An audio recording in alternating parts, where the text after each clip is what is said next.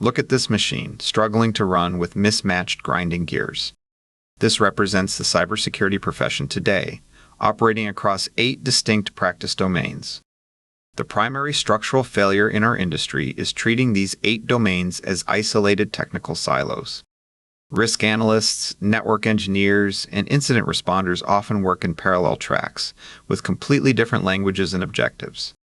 The operational consequences are severe. When identity and access management teams deployed provisioning protocols without strict alignment to the logging requirements of security operations, they create structural blind spots that only become apparent during an active breach. The NIST Cybersecurity Framework 2.0 organizes this complexity into 6 interconnected nodes, creating a common language for the security office. It begins with the govern node, the foundational starting point where executive decisions dictate overarching security strategy. Strategy requires context, bringing us to the identify node to comprehensively map assets, data flows, and the attack surface. Once identified, we move to protect, the largest operational area, where actual defensive architecture, cryptography, and access controls are deployed to contain risk.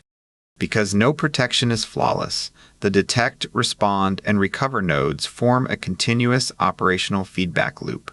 This triad exists to identify and handle failures in the protect phase before they become systemic disasters. Today, we are going to map the entire common body of knowledge of the security profession directly onto this 6-node framework.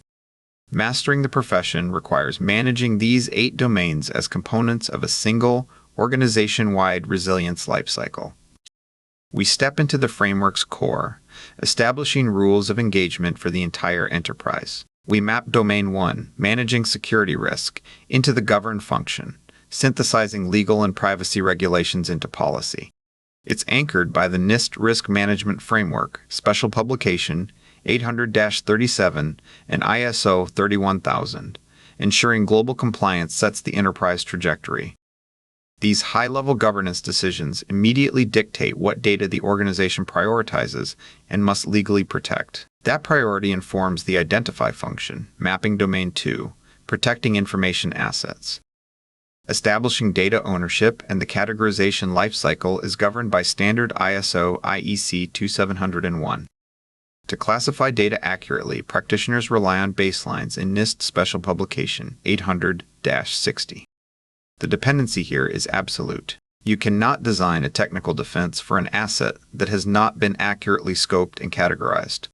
Govern and identify form the mandatory foundation. Bypassing them to jump straight into configuring firewalls renders all subsequent engineering efforts effectively blind. With the assets identified and the rule set, we enter the protect function. This is the heaviest operational phase, executing half of the entire common body of knowledge. Here we map Domain 3, engineering secure systems. This is where site design, vulnerability mitigation, and strict evaluation criteria form the perimeter. Engineering establishes structural trust models, relying on the precise zero-trust architecture defined in NIST Special Publication 800-27. But isolated systems are useless.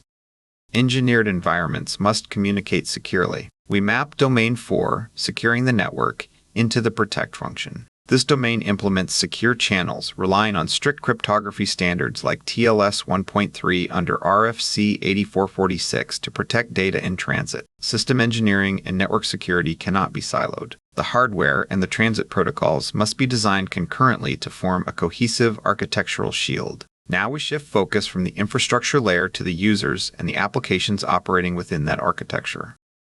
We map Domain 5, Identity and Access Management, into the protect function. IAM controls access provisioning strictly through NIST Special Publication 800-63. This standard interfaces directly with Federation protocols, like SAML and OAuth, to manage single sign-on across the enterprise. We step down to the underlying code, mapping Domain 8, building secure software, into protect as well. This domain integrates security directly into the CI/CD pipeline, utilizing the NIST Secure Software Development Framework, Special Publication 800-218. Look at the interdependencies. Identity relies entirely on the cryptographic standards of system engineering, while software relies on secure network segmentation to run safely. The protect phase functions as a matrix where domains 3, 4, 5, and 8 operate as a single interdependent layer. The operational reality is that no protection phase is absolute. Entropy degrades systems, and adversaries adapt, necessitating a shift to active monitoring and validation. We map Domain 6, Security Assessment and Testing, directly into the detect function. Assessment teams utilize NIST Special Publication 800-115 to actively hunt for vulnerabilities, conduct penetration tests, and probe the deployed architecture. The intelligence gathered during these assessments must feed directly back into the identify phase, driving continuous architectural improvement. When a confirmed breach or systemic failure occurs, the organizational posture shifts immediately from assessment to response.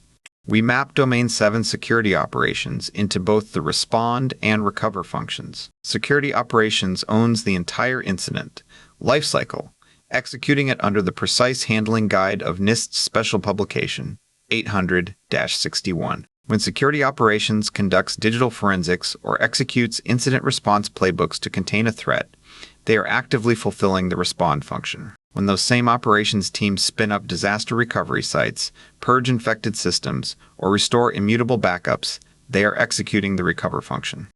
Assessment and operations close the framework loop.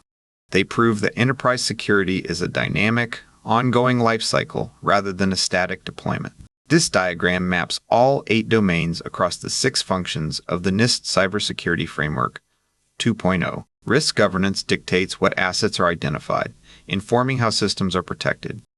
This architecture is continually tested, allowing operations to respond to gaps and recover the baseline. These 8 practice domains comprise a standardized toolkit rooted in precise governing frameworks.